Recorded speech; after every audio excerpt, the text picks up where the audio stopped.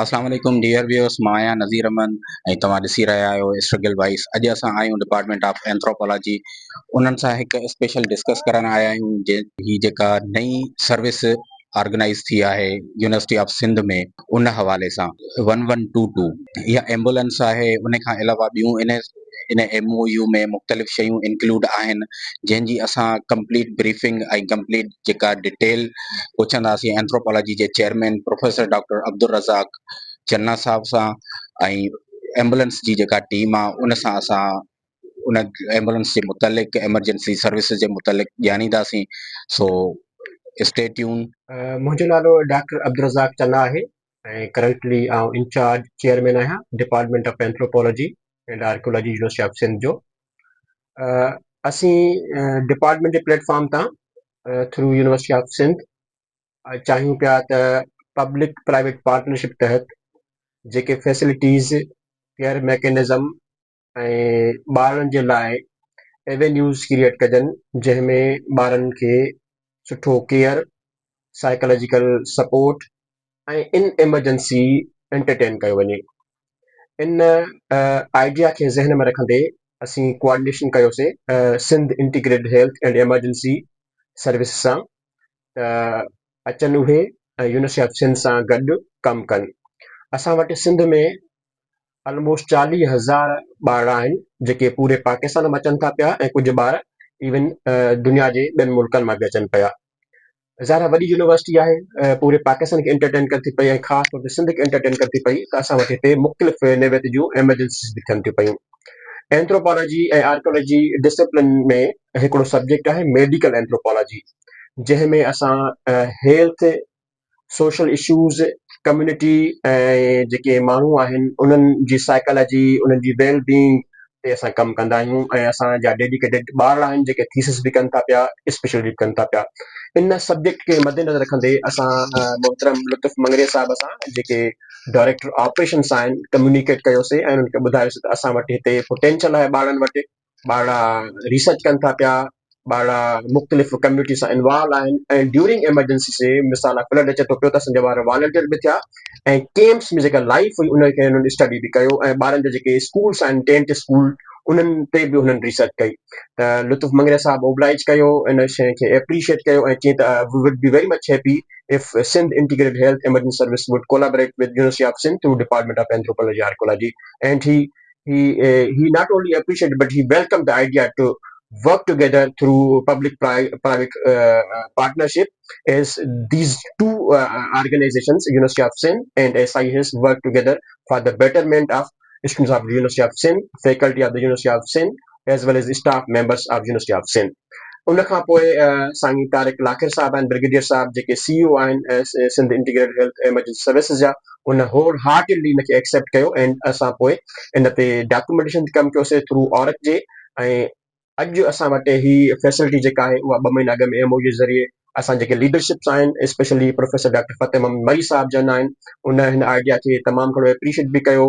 ऐं उन चयो त असांजी यूनिवर्सिटी ऑफ सिंध जो इहो मोटो आहे त असां जेके बि वॾा सुठा इदारा आहिनि लाइक SISS, उन्हनि खे ऑन बोर्ड कयूं, त जीअं असांजी फैकल्टी, असांजा डिपार्टमेंट्स, असांजा ॿार जेके हॉस्टल में रहनि था पिया, डे स्कॉलर, उन्हनि खे फैसिलिटेट कयो वञे। ही जेका एम्बुलेंस सर्विस आहे इहा एमरजेंसी में यूज़ थिए थी पई। कंहिं बि ॿार खे, कंहिं बि नियाणीअ खे, कंहिं बि फैकल्टी मेंबर खे, कंहिं बि स्टाफ खे जेकॾहिं का बि एमरजेंसी आहे, लाइफ थ्रेटनिंग रिस्क आहे, त उहे सिंपली 1122 ते डायल कनि ऐं पंहिंजी जेका हेल्थ कंडीशन आहिनि उहे ॿुधाइनि, ऐं होपफुली 1122 वारा उनखे रेस्पॉन्ड कंदा। वेरी प्रोफेशनल स्टाफ आहिनि उन वटि, ऐसा कुझु तजुर्बा बि थिया आहिनि। 2 महीना थी विया आहिनि असांजो MOU थियो आहे। डेली जी बुनियाद ते ही सर्विस यूनिवर्सिटी ऑफ सिंध में अचे थी पई। फुली ट्रेन्ड नर्सिस आहिनि, ड्राइवर्स आहिनि, न सिर्फ़ु पंहिंजी मेडिकल फील्ड में पर सोशल बिहेवियर जे तमामु घणो रेस्पॉन्सिव आहिनि। त 1122 जी सर्विस खे अवेल कयो जेकॾहिं तव्हांजी एमरजेंसी आहे।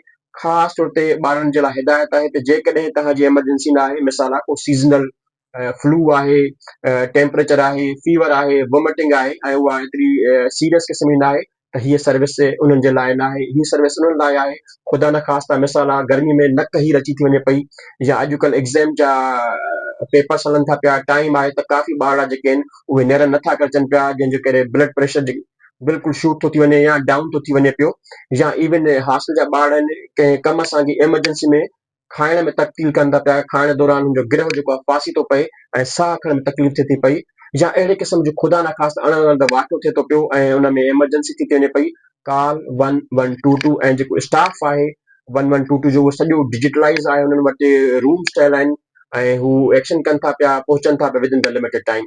ऐं उन खां सवाइ जेकॾहिं तव्हांजो को बि ज़हनी नफ़्सियाती मेंटल हेल्थ इशू आहे, उन जे लाइ हिकिड़ी धार सर्विस आहे 11223, उनखे बि तव्हां एंटरटेन कयो। ही university of Sindh through SISS जी कोलाबरेटिव एफर्ट्स आहे, ही सभिनी ॿारनि जे लाइ, फैकल्टी मेंबर जे लाइ आहे। Thank U. This is Kulsum EMT Kulsum. ऐं जीअं त सर ॿुधायो तव्हांखे त हिन इदारे जे लाइ जेको आहे हिन रेस्क्यू 1122 खे असां हुननि खे कयो आहे, ठीकु आहे। उन हवाले सां इहो त ॿार जेके हिते हॉस्टल में रहनि था या जिन खे मतिलबु नीड पची थी वञे कंहिं एमरजेंसी जी लाइफ थ्रेटनिंग कंडीशन में, त असां हुननि खे इहो फैसिलिटेट कंदा आहियूं जीअं हुननि खे ईंदासीं, जीअं असां हुननि खे गाइड बि कंदा आहियूं, ऑन कॉल हुननि खे असां गाइड कंदा आहियूं, ठीकु आहे, ताकी हुनखे थोरो माना हुन टाइम असां हुननि खे उन तरीक़े सां गाइड कंदा जेसीं असां पहुची वञे रिस्पॉन्स असां जेसीं ॾियूं हुननि खे, त उन टाइम में हू पंहिंजे पाण खे उन तरीक़े सां रखनि। जीअं फॉर एग्ज़ाम्पल हू खाइनि था, का माने का हुननि जी का शइ फासी थी पए गले में, ठीकु आहे, त चोकिंग हूंदी आहे, उनखे असां मेडिकल वर्ड में चोकिंग चवंदा आहियूं। उन हवाले सां उन्हनि खे कीअं मैनेज करिणो पवे, ऐं अदरवाइज़ जेकॾहिं को कंहिंखे नोज़ ब्लीडिंग थी वञे या को हाइपरटेंसिव थी थो वञे, कंहिंजो ब्लड प्रेशर शूट थो थी वञे या डाउन थो थी वञे, त उन हवाले सां असां पंहिंजी जेके आहे रेस्क्यू 1122 जेको आहे असां हीअ सर्विस ॾींदा आहियूं, ताकी हुनखे उन टाइम असां हुनखे फैसिलिटेट इहो ई कंदा आहियूं त असां पेशेंट खे पिक कंदा आहियूं ऐं अंदरि पंहिंजा ऑन इन व्हीकल जेको असां हुनखे मैनेज कंदा आहियूं। जेकॾहिं हू ब्लड प्रेशर हुनजो बिल्कुलु डाउन थी चुको आहे, त असां हुनखे उन तरीक़े सां हुनखे फ्लूइड असां प्रोवाइड कंदासीं ऐं हुनखे मैनेज कंदासीं। अदरवाइज़ जेकॾहिं हुनखे ज़ाहिर जेकॾहिं हुनजो ब्लड प्रेशर हाई थो थी वञे, त उन तरीक़े सां बि हुनखे असां मैनेज कंदासीं। उहो हर शइ असां वटि फैसिलिटी आहिनि असांजे व्हीकल जे अंदरि। ऐं ॿियो जेको आहे असां वटि हिन व्हीकल जे रेस्क्यू जे जेकी व्हीकल आहे पंहिंजी, उन जे अंदरि बि हर फैसिलिटी ऑक्सीजन, अदरवाइज़ जेकॾहिं कंहिंखे डिफिकल्ट इन ब्रीथिंग थी वञे, जो त एंज़ाइटी हूंदी आहे, ॿार हॉस्टल में रहनि था या कुझु एग्ज़ाम पिया हलनि, हाणे त एग्ज़ाम जे दौरान हुननि खे एंज़ाइटी वधीक थींदी आहे ऐं शॉर्टनेस ऑफ ब्रीथिंग जी कंप्लेन हूंदी आहे, उन हवाले सां असां वटि ऑक्सीजन बि अवेलेबल आहे। ऐं 6 लीटर जेको 1000 जेके असां वटि ऑक्सीजन अवेलेबल आहे। जंहिं ऐं उन खां अलावा अदरवाइज़ ॿियूं बि असां वटि शयूं आहिनि। अदरवाइज़ कंहिंखे CPR जी नीड पइजी थी वञे, त असां वटि एम्बो बैग आहे ऐं वेंटिलेटर आहे असां वटि। ऐं उन हवाले सां असांखे हुनखे जेकॾहिं CPR जी नीड पइजी थी वञे, त मेडिकेशन आहे असांखे ड्यूरिंग CPR खे कहिड़ी मेडिकेशन ॾियणी पवंदी, उहा मेडिकेशन आहे, एम्बो बैग आहे। असांखे हुनखे जेसीं उन टाइम असां हुनखे जल्दी जेतिरो थी सघे असां हुनखे हॉस्पिटलाइज़ जेसीं असां हुनखे पहुचायूं, उहे सभु असां वटि मौजूदु आहिनि शयूं जेको असां हुनखे जल्दी सां जल्दी जेतिरो थी सघे असां हुनखे हॉस्पिटल पहुचाए वठूं। उते असां हुनखे मैनेज करे था वठूं असां पंहिंजी गाॾी जे अंदरि ई। अच्छा, वो जेकॾहिं पेशेंट आहे जी जी यूनिवर्सिटी में स्टूडेंट आहे, हाइपोग्लाइसीमिया थी वई ऐं वो किरी पियो, जी उनखे तव्हां खणी ऐं एम्बुलेंस में रखियो, जी त फर्दर उनजी तव्हां छा मैनेजमेंट कंदा आहियो? असां हुनखे उन तरीक़े सां हाइपोग्लाइसेमिया में थो वञे त असां वटि 25% प्लान, असां वटि शुगर मेंटेन करण लाइ बि असां वटि मेडिकेशन आहे। असां उहा मेडिकेशन हुनखे ॾेई हुनजी शुगर जेकी आहे असां मेंटेन कंदा आहियूं। उन खां पोइ हुनखे हॉस्पिटलाइज़ हुनजी शिफ्टिंग अच्छा, असां ॾींदा तव्हांजो आहियूं। कार्डियक मॉनिटर ऐं वेंटिलेटर एमरजेंसी टे सभु अप टू डेट आहिनि? जी सभु अप टू डेट। तव्हां जेका एमरजेंसी मेडिसिन आहे उनखे तव्हां कीअं कॾहिं कॾहिं मेंटेन कंदा आहियो, वीकली या मंथली? वीकली।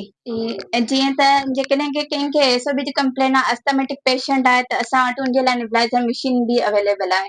असां उनजी नेबुनि खे फर्स्ट एड असां पंहिंजे व्हीकल जे अंदरि बि असां इनखे फैसिलिटीज़ इहा ॾेई था सघूं। उन खां अलावा अदरवाइज़ कंहिंखे को चोकिंग वारो को पेशेंट आहे अहिड़ो को, या त पोइ ही असां वटि सेक्शन मशीन आहे रखियल, जंहिंखे जी नीड पइजी थी वञे सेक्शन जी, त पोइ असां उनखे सेक्शन बि कंदा आहियूं।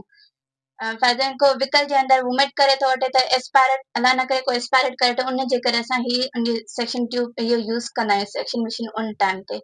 इहे असां वटि वेंटिलेटर आहे, को पेशेंट हूंदो आहे वेंट ते हूंदो आहे, ट्यूब जंहिंखे जहिड़ी ट्यूब पास हूंदी आहे, त असांखे हुन ते हिन वेंट ते असांखे पेशेंट पिक करणो हूंदो आहे हॉस्पिटल टू हॉस्पिटल। इहे असां वटि पेशेंट मॉनिटर आहे जेको असां पेशेंट जा वाइटल हुनजी असेसमेंट जेकी आहे हुनजे ड्यूरिंग हुनजे जेके वाटर्स हूंदा आहिनि उहे असां हिन मॉनिटर जे थ्रू असां कंदा आहियूं। ही एडी मशीन आहे जेको असां हुनखे पेशेंट CPR ते हूंदो आहे, सडनली को कोलेप्स थो थी वञे पेशेंट त असांखे हुनखे CPR करणो पए त पोइ असांखे ही एडी मशीन असांखे यूज़ करणी पवंदी आहे। असां वटि ऑक्सीजन जेकी आहे असां वटि 6 लीटर जेको आहे असांजे व्हीकल जे अंदरि मौजूदु आहे। उनमें असां वटि 4 लीटर जेकी आहे असांजे हिन में आहे फिक्स में आहे। उन खां अलावा असां वटि फर्दर मेडिकेशन आहे जेकी असां वटि ड्यूरिंग CPR या हाइपोग्लाइसीमिया को पेशेंट आहे या हाइपरटेंशन में हलियो थो वञे पेशेंट त उन जे हवाले सां वटि मेडिकेशन असां वटि अवेलेबल आहे।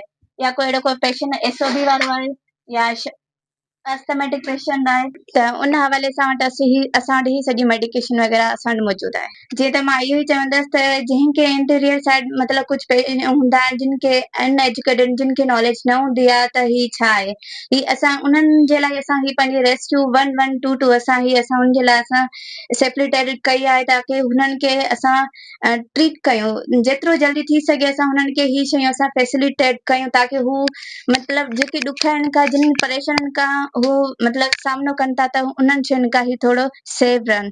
इन जे करे असां ही जॾहिं बि कंहिंखे नीड पइजी वञे त रेस्क्यू 1122 ते फौरी तौर कॉल कनि ऐं ही जेतिरो थी सघे जल्दी माना कंहिंखे बि हर कंहिंखे मतिलबु ही मैसेज जेको आहे हिन एम्बुलेंस जी अवेयरनेस अची वञे त अञा वधीक बहितर आहे। उनमें पोइ ॿार हुजनि वॾो हुजे या मीडियम जेको बि मतिलबु अडल्ट चाइल्ड ऐं इन्फेंट न्यूनेट जेको बि असां ही सभिनी जे लाइ ऑल टू ऑल असां ह्यूमन बॉडी लाइ ही असां रेस्क्यू 1122 जेकी आहे असां गाॾी असांजी पंहिंजी जेकी असां ही असां उन्हनि जे लाइ फैसिलिटेट कई आहे। अच्छा मैडम, तव्हां वटि BTLS जी सहूलियात कहिड़ियूं कहिड़ियूं आहिनि हिन एम्बुलेंस में? असां वटि BTLS जे हवाले सां ईअं जीअं तव्हां सर क्वेश्चन पियो बि कयो थ्रोट जे डिपार्टमेंट जे हवाले सां त जीअं को फ्रैक्चर वग़ैरह थी थो वञे त असां वटि ही स्पाइनल बोर्ड यूज़ आहे। ठीकु आहे, ही असां वटि अवेलेबल आहे जंहिंखे असां यूज़ कंदा आहियूं। उन खां अलावा असां वटि स्प्लिंट आहिनि जेके चाइल्ड जे बि आहिनि ऐं असांजो अडल्ट जी बि आहिनि जेके असां को फ्रैक्चर वग़ैरह थी थो वञे कंहिं पेशेंट जो असांखे ही फौरी तौर उन टाइम असांखे अप्लाई करिणो पवंदो आहे ऐं बैंडेज जेको आहे असांखे प्रॉपरली असांखे करिणो पवंदो आहे। अच्छा, उनखे वूंड खे या फ्रैक्चर खे इमोबिलाइज करण लाइ? हाँ, उनखे असां जीअं फ्रैक्चर जे तव्हांखे ख़बर त सर फ्रैक्चर जे जेके टाइप्स आहिनि उनमें ठीकु आहे फ्रैक्चर जे हवाले सां पोइ असांखे उनखे ब्लीडिंग कंट्रोल जो टे टाइप्स आहिनि उन हवाले सां असांखे ब्लीडिंग कंट्रोल करणी पवंदी आहे। उनखे IV असांखे फ्लूइड ॾियणी उन हवाले सां बि करिणो पवंदो आहे ऐं IV वग़ैरह मैनेज करे उन हवाले सां उनखे स्प्लिंट करे ऐं डायरेक्ट प्रेशर वग़ैरह ॾेई ऐं हुनखे असां बिल्कुलु क्लोज़ कंदा आहियूं ताकी जीअं असां सेफली हुनखे जेसिताईं असां शिफ्टिंग ॾियूं हॉस्पिटल साइड तेसिताईं पेशेंट सेफली हुजे लाइफ थ्रेटनिंग की तरफ़ जीअं न वञे पेशेंट। अच्छा, जेकॾहिं कंहिंजो फीमर फ्रैक्चर थिए थो उन जा तव्हां वटि छा प्रोटोकॉल्स आहिनि? उनजा प्रोटोकॉल असां वटि ही आहिनि, असां वटि ही अवेलेबल आहे स्पाइनल बोर्ड इमोबिलाइज असां वटि आहे ऐं उन खां अलावा असां वटि उन तरीक़े सां असां उनखे असां पिकअप कंदा आहियूं असां ऐं सेफली असां उनखे शिफ्टिंग पोइ ॾींदा आहियूं ऐं IV same fluid protocol use कंदा आहियूं। जी जी सेम प्रोटोकॉल असां यूज़ कंदा आहियूं IV फ्लूइड ॾींदा आहियूं उनखे ऐं प्रॉपर ही उनखे मैनेज कंदा आहियूं। Thank you very much.